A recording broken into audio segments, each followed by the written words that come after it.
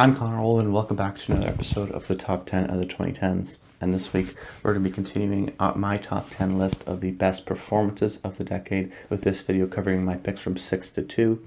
But if you're new to the series, what I do every single week is talk about some of my favorite movies of the decade. And every 3 weeks, I talk about a new genre, a new top 10 list, celebrating some of the movies of the decade. And this week, next 3 weeks, we're going to be looking at the best performances of the decade. So you can look at the past video for my picks of 10 to 7, this video for picks of 6 to 2, and then a whole video on my favorite performance of the decade in next week's video. Now, if you're curious about hearing about one movie over another, I have included timestamps in the description of this video, so you can skip around. Subscribe to the channel. It really helps. These videos come out every Monday at 12 p.m. Eastern Time, just so you know and be aware, but it always helps the channel if you would subscribe. And comment below. Let me know some of your thoughts of my picks and some of your favorite performances of the decade, because this is a genre and this is a type of list that can really be interpreted many different ways. And I have just decided that one actor gets one performance, but I could have easily put, last week we talked about Leonardo DiCaprio. I think I could have put 2 Leonardo DiCaprio performances on this list. So it's one of those ones where just a type of preference at the end of the day. But just jumping into the series, just jumping to the episode. My number 6 pick is Brad Pitt in Moneyball. The problem we're trying to solve is that there are rich teams and there are poor teams. Then there's 50 feet of crap, and then there's us. It's an unfair game. And now we've been gutted, like organ donors for the rich. Boston's taking our kidneys, Yankees taking our heart, and you guys are sitting around talking the same old good body nonsense like we're selling jeans. A complete, reserved, and stoic performance. Last week we talked about James Franco as an actor who just completely goes for it and tries to go really either over the top or grandiose and completely into that character. But Brad Pitt here, that works for some actors, and James Franco's performance made on the list. I really enjoyed that performance, but I also enjoy the performance that Brad Pitt is giving here, this different kind of lane, which is the much more sort of reserved, stoic kind of a performance. And it is one part movie star, one part really just terrific acting, but entire part just classic Hollywood. And I think this is a classic leading man performance of that in a classic Hollywood movie. I could definitely have seen Robert Redford play this in the 70s, the 80s, and Harrison Ford in the 90s, and Brad plays incredibly well here in the 2010s. Now, I think a lot of people have thrown around this idea, and it's a common ideology, I guess you would say, that an understanding that Brad Pitt is a character actor in a leading man's body, and I think that is just based on the fact that he chooses a lot of different types of roles, different projects. He'll do Burn After Reading, he'll do Killing Them Softly, and some sort of stranger, more supporting roles, but he'll also do a movie like this, and I actually enjoy him maybe a little bit more in these sort of traditional leading man roles, even though he does like to do some different types. And this is, I think, is the most leading man-esque he's ever been. He is calm, he's cool, he's confident, and he's sort of this ideal of American idealism, heroism, stoicism, whatever you want to call it. This sort of reserved man who is fighting against the system. In this case, he plays Oakland A's general manager Billy Beane, who's trying to go against the existing baseball system of the salary cap, and how his team is just like a farm team for the bigger teams like the Red Sox or the Yankees, and they eventually just steal all of his players.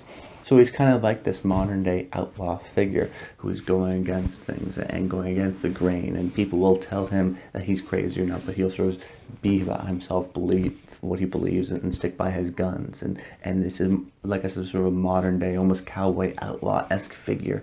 And we've seen whether Harrison Ford or Robert Redford say, these conspiracy thrillers. This one has a similar angle where it's sort of a man against the system.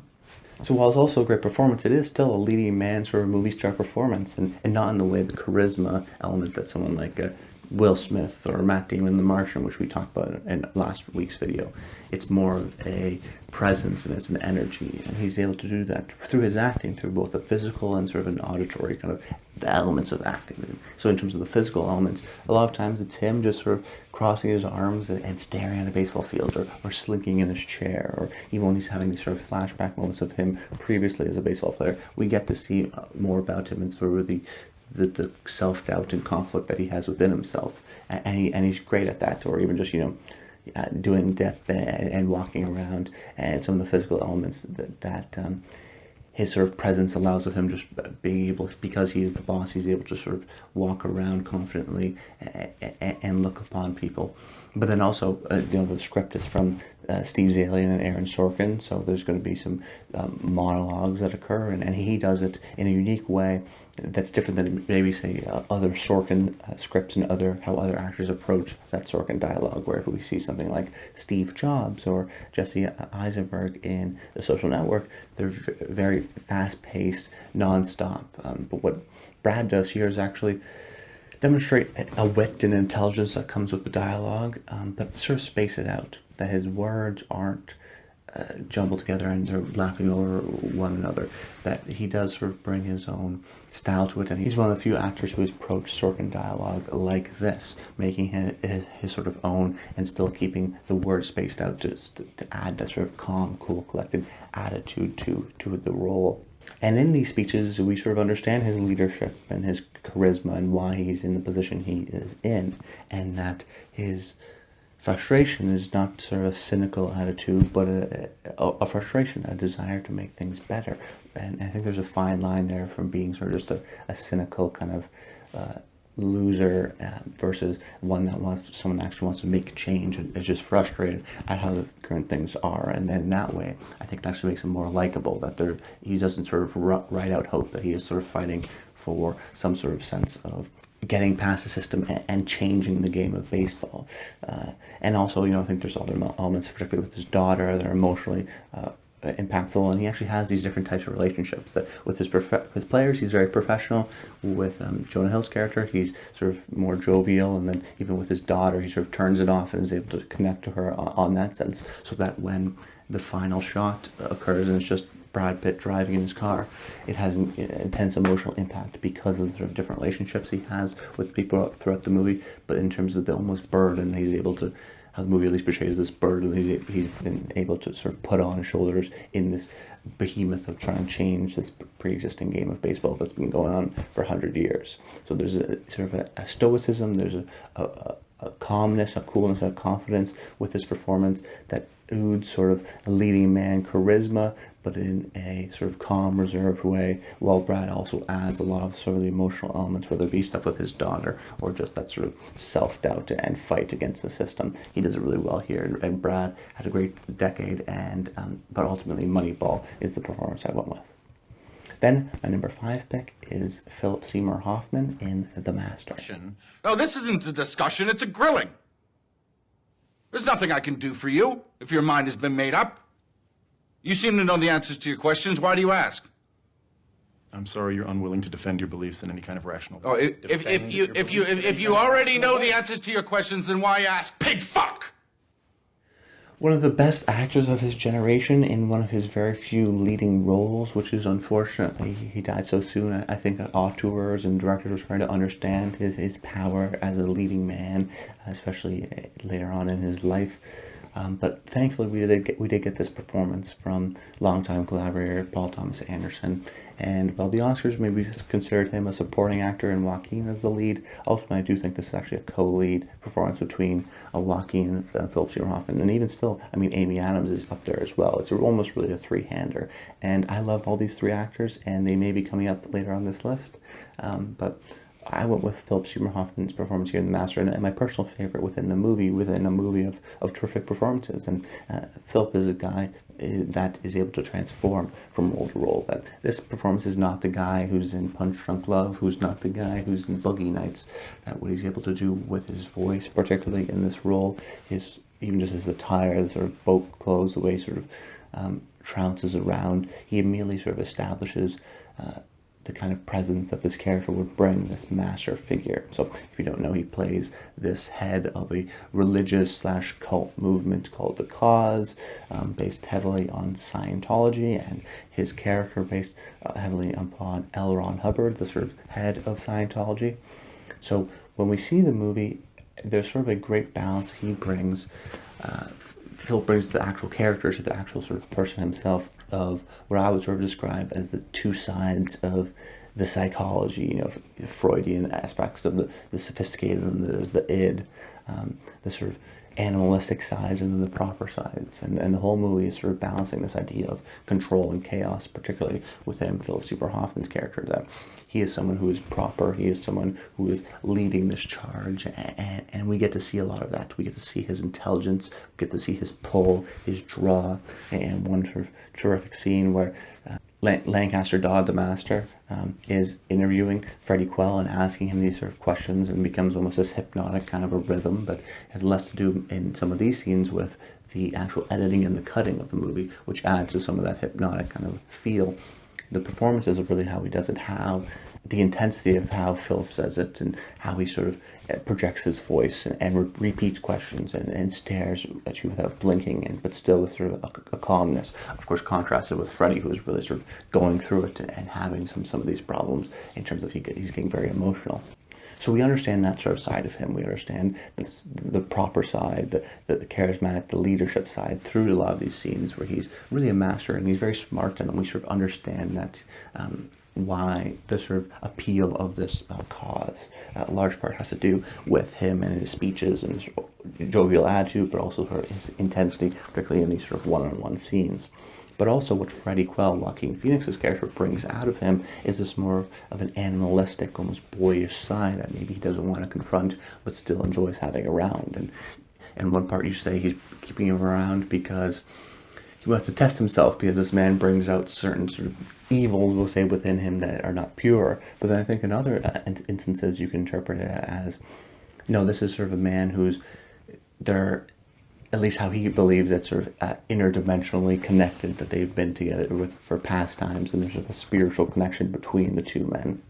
And the movie has a lot of scenes that are sort of comedic situations, but played seriously, so you're not really sure how to feel, and sort of that balance of comedy, drama, what is it, the sort of animalistic, sort of the proper side that is going on within Lancaster Dodd, so that he'll get mad at Freddie, but then in the next scene, he'll sort of tackle him and wrestle him on the front yard, that there's still sort of a connection between the two men.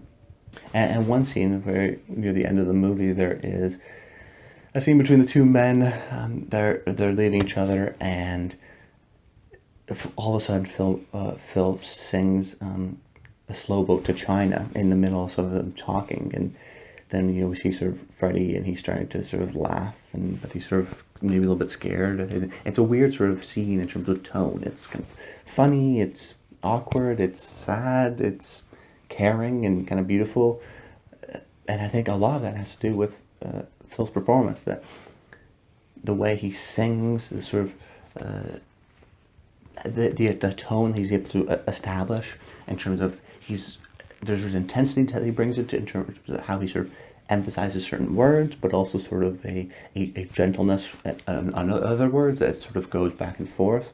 That there's just that sort of intense stare, that lockdown. I think a lot of actors were able to sort of just focus in on one of the characters and not break either by blinking or by moving, just stay sort of perfectly still and show with little things directly at the audience is a powerful moment, and that sort of is a great representation of both these men's relationship, which ties of course into the overall themes of the film, but how Phil can really just take over a scene and take over our captivation and get rid of the score and just sort of sing acoustic a cappella a song and be one of the most captivating things of this decade. And I think that everything in this character is always hinted at, that nothing is ever explicitly communicated, and you have to work and you have to understand and try to understand this kind of guy, because it does sort of slip out in some cases, that we see sort of seething self-doubt and bubbling insanity and also frustration, but it's never explicitly communicate. I mean, he does sort of have these sort of moments, like I said, of animalistic sides of him where he just lets go, whether it be in a situation where he's confronted or when Freddie is, doing stuff that he doesn't want him to do. That there are these moments actually written and portrayed in the scene. But what Phil, I think, brings it up into is in other moments we also see this, not as explicitly, but much more implicitly in terms of what he's thinking, and to be able to create a performance in a character that is on one hand able to be very charismatic and compelling, but also in other parts clearly self-doubting and confused and angry, but without sort of explicitly portraying that, but still communicating that to the audience. It's a terrific talent, and the intensity, the sort of funniness that I think Phil brings to this performance is a terrific, just mind-bending kind of a performance that it is really just hard to do, and I think a lot of people feel that way, particularly with this performance here. But my number 4 pick is Cate Blanchett in Carol. Therese, not Teresa. No. Therese Balabat. That's lovely. And yours? Carol. This is now the 3rd time I've talked about Carol because I'm a terrific fan of the movie, and I've talked about Cate Blanchett's performances in other parts, whether it be the film scores episode a couple weeks ago now, or just the movie itself in the top 10 romantic movies of the decade. So I don't want to go too much into the movie, but I really want to sort of singular identify why Cate Blanchett is really terrific as the titular character of Carol. Now, I coyly mentioned on last week's episode that there's an actress who is great at communicating everything, that really telling us everything, and I was hinting here at Cate Blanchett here in Carol, where that's sort of the majesty of Cate Blanchett as an actress, but really how it works so well within the story and within the character of Carol Air, that she's able to communicate everything without saying anything, that it's all through looks and glances and physical gestures, and that's almost the entire performance. That it's one of maybe the best physical performance of this decade, that everything is communicated without saying anything, and sometimes it's with the score and that's aided, or sometimes it's with just the framing and the camera work, but a lot of it has to do with Carol. A lot of it is from Therese, Rooney Mara's character's perspective, looking out towards her and seeing and trying to pick up on some of these visual cues that would happen, say, in real life. Now, this movie is about a relationship between these two women in the 50s who don't openly accept gay relationships, so it's all about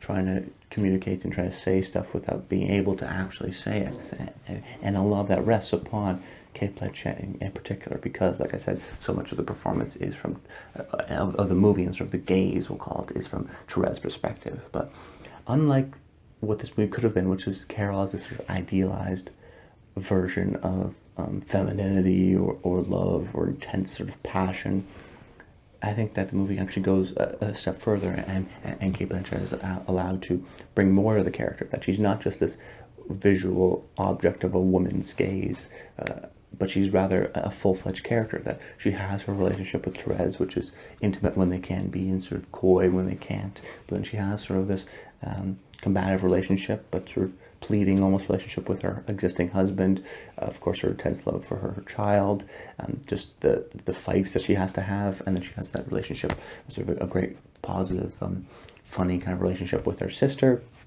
So it's more than just her being this sort of intimate, passionate love story that, oftentimes love stories are just between these two people, that the film does go, and Cate Blanchett succeeds in these moments where we're able to understand more of her character, more of her situation. That's why certain decisions are made, because of certain situations.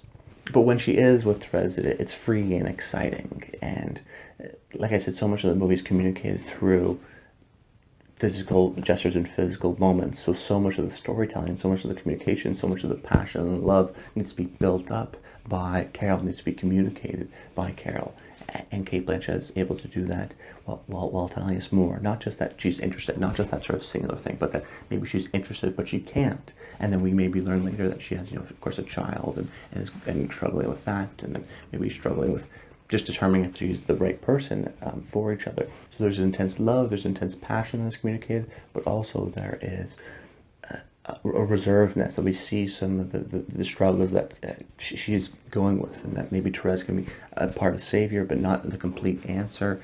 It's a complex performance, and all communicated, like I said, physically, with gestures, with looks. It's hard to almost explain just through words. You just have to see it and understand some of these social cues, and it's a terrific film at that, and how Todd Haynes, the director, is able to construct it. But really, a lot of it, like I said, has to come through Cate, and she embraced it with 100% excellence.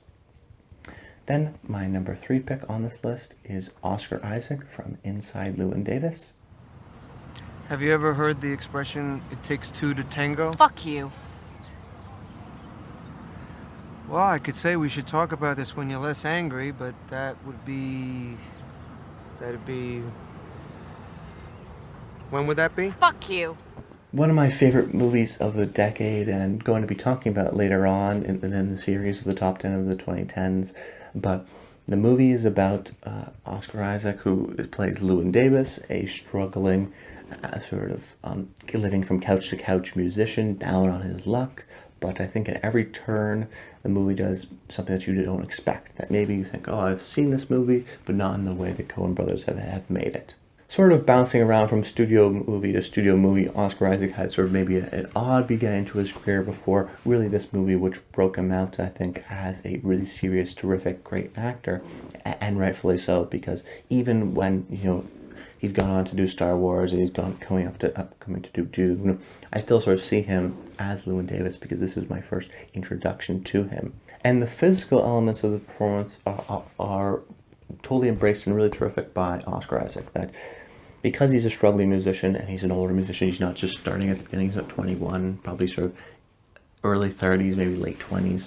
We see this is a guy that has been through the ringer, and a lot of that has to do with his physical performance. That when we see Oscar sling a guitar over his shoulder or put on his jacket or just walk down the street, we see him sort of have done this a million times before. So we're never ever questioning his ability to capture that musician attitude. That we're never thinking that, oh, this guy's an actor who's pretending to be a down on his luck musician. That actually he looks tired, and that being tired is actually a great element to this performance because a lot of it has to do with just things that are piling up and never stopping, just non-stop, and the life is very difficult. The reality of situations, that being a struggling musician and it is incredibly difficult, and just being a musician as your career is almost near impossible if you're not one of the best in the world. And I think the large brilliance of the movie is making this character of Llewyn Davis, who's kind of an asshole, seem like a likable guy. And I think part of that has to do with the Coen brothers and the script and the direction, and of course how they're making the movies. But I think also part has to do with Oscar Isaac and his performance. That when we see Llewyn, he's sort of made a lot of mistakes, that he's in the middle of it, that he's burned a lot of bridges, and sometimes he burns bridges within the movie, and it's heartbreaking, and because we see him as a guy who's very talented, which we understand right away, and Oscar Isaac does his own singing and playing and is incredible at that. So we see him as a sort of terrific musician who has a good heart, who pays for his mistakes and tries to, saves a cat, is a prime example of just communicating to the audience that he is sort of maybe a guy with a good heart. But then the frustration comes when he sort of burned bridges, or we learn that he's burned bridges, or maybe isn't this nice of a guy. But Oscar is able to sort of convince us that there's more to this guy that is redeemable through whether it be some of his actions, through saving the cat, but just some of his, you feel for the guy purely based on sometimes his struggle of going from place to place, of always having to plead and ask, but also through some of his physical gestures that when we see him maybe fly off the rails and sort of get in his own way, we immediately see him often apologize or sort of roll his shoulders to go like, I didn't really mean it, didn't come out that way. I almost can't help it in a way. So he's always getting in his own way and burning relationships and doesn't know how to not be sort of the pure kind of musician and how he hasn't changed a lot and he's sort of living with his past and it still hasn't maybe grown up in sort of a stunted adolescence way, but still wants to pursue this, still believes he has the talent and still wants to commit himself, but still find it difficult to interact with some people, even if they're doing him a favor. He does sort of get in his own way. So Oscar's great at sort of communicating that the heart and sort of the true humanity and the empathy that this guy has, well, even though sometimes his actions are making him out to be like a jerk. And I think a large part, like I said, it has to do with that music as well, that we understand through some of his body and expressions and his intentions and what that is, through the cat, through some of his physical performance, but largely also with his singing, that when he's singing, he is incredibly talented. He has a great energy to him, and he's really pouring his soul into it.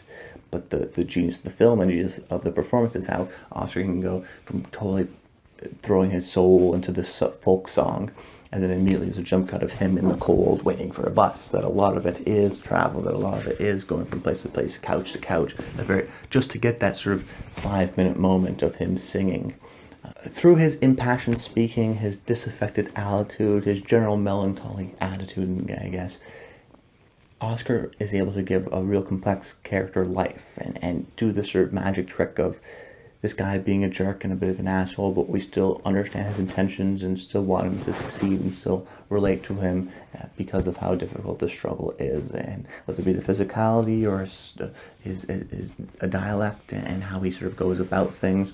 And all that has to do with the total soul commitment by Oscar Isaac.